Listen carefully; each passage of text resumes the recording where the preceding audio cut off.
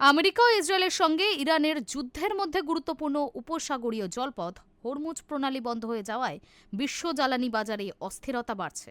আর এই পরিস্থিতিতেই ইরানের মুখপাত্র জানিয়েছে আগামী দিনে প্রতি ব্যারেল তেলের দাম $200 পৌঁছাতে পারে।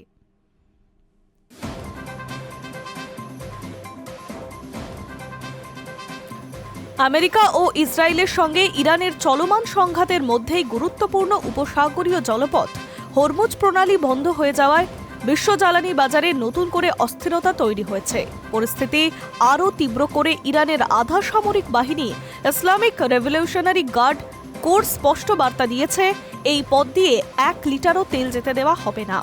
আইআরজিসির খতম আল আনবিয়া সদর দফতরের মুখপাত্র জানিয়েছে, আমেরিকা ইসরায়েল বা তাদের মিত্রদের সঙ্গে যুক্ত যে কোনো জাহাজকে তারা বৈধ লক্ষ্যবস্তু হিসেবে বিবেচনা করবে। তার দাবি, কৃত্রিমভাবে তেলের দাম কমিয়ে রাখা সম্ভব নয় এবং পরিস্থিতি এমন জায়গায় পৌঁছাতে পারে যে প্রতি ব্যারেলে তেলের দাম $200 পৌঁছাতে পারে।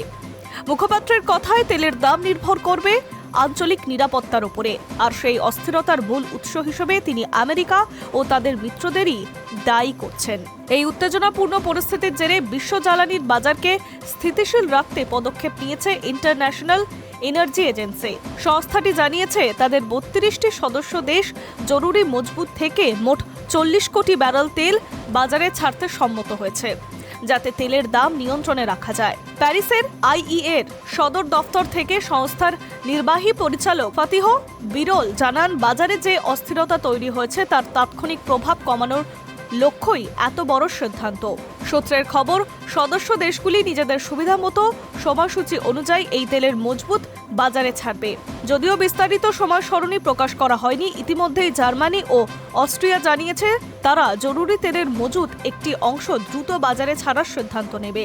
ভিয়েনা প্রশাসন আবার তাদের জাতীয় কৌশলগত গ্যাস মজুদ বাড়ানোর কথা ঘোষণা করেছে।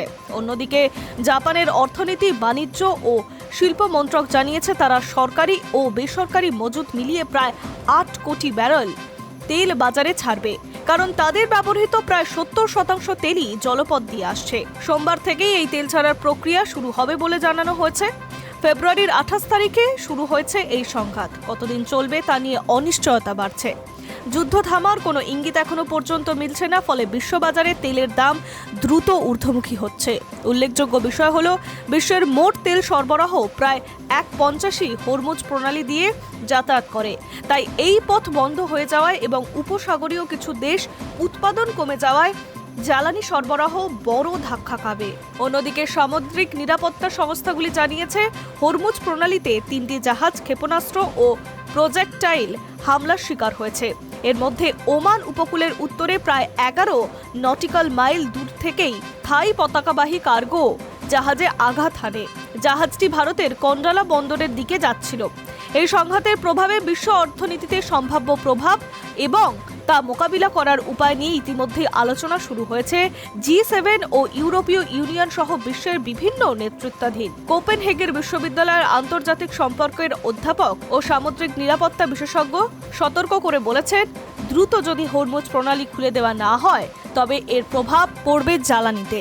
High news network.